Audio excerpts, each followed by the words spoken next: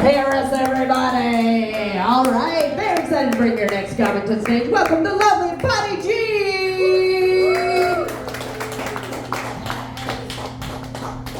How are you guys doing tonight? Woo! So, anybody else in here got a grandparent? Anybody? Yeah, I would hope so. Somebody's gotta have some grandparents. So I realized I was getting older when I figured out the words that were actually coming out of my grandmother's mouth.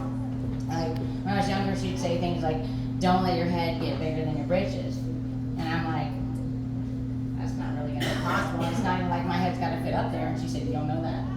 And so I didn't really know what she meant by that. And I grew up as the daughter of a United States Navy commander.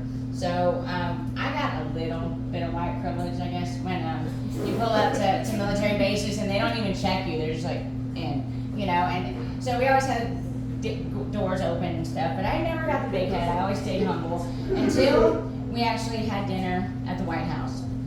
This was during the President Reagan's administration.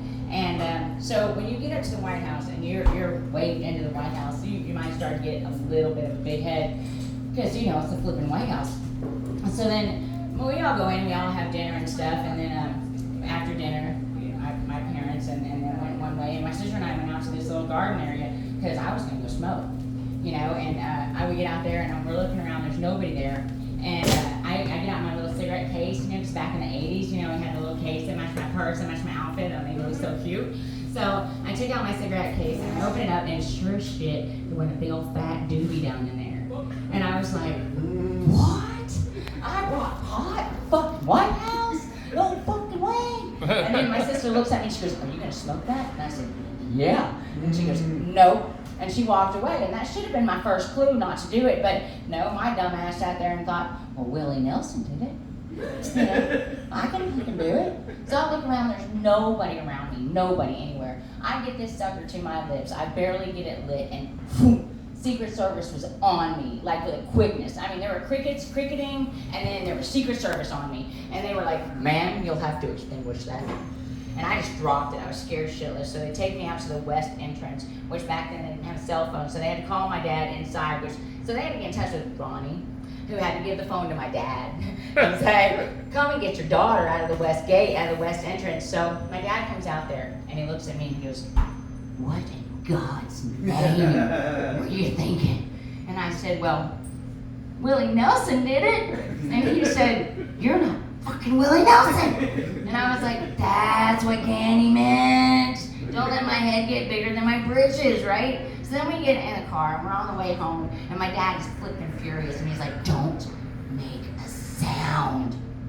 And the sound is pretty thick in the car. I mean, it's just silence, but it's so thick in the car, it's almost weighted. So he reaches down and turns on the radio just to, you know, break the silence, and then all of a sudden you hear, "On the road again." I tell you what, that was the day the stereo died in his car.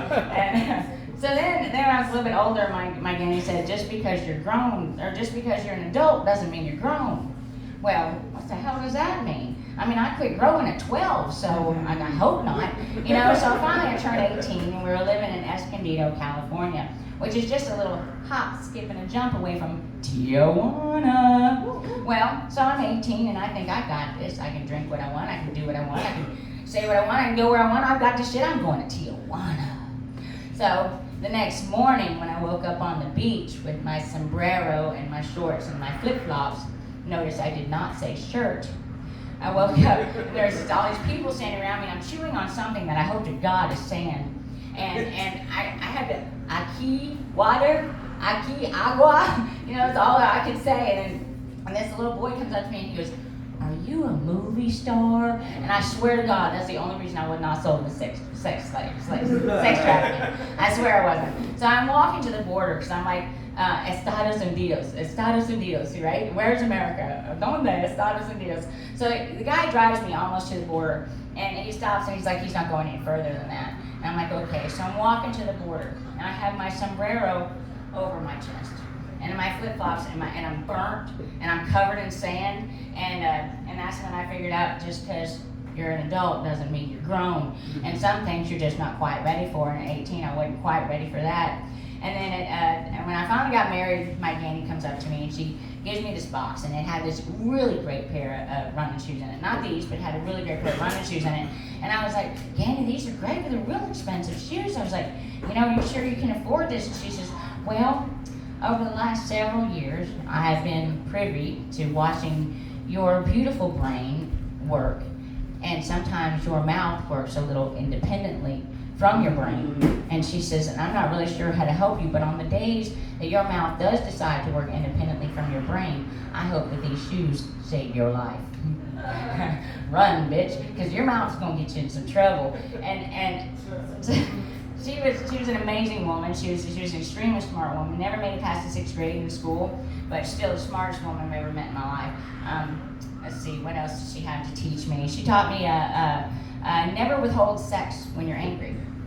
So that just told me how to angry fuck, right? So then I got married to my first husband. I'm like, we can do this, because I was angry, and he's like, where did you learn how to do that? That's just wrong, And I was like, no, it's not wrong. My Granny told me never withhold sex when you're angry. So that's how I learned how to angry fuck. Thank you, Granny. I really appreciate that. She taught me so much in my life. I guess that's really about it I really had for y'all tonight. Those are absolutely true stories. It did happen. Thank you so much.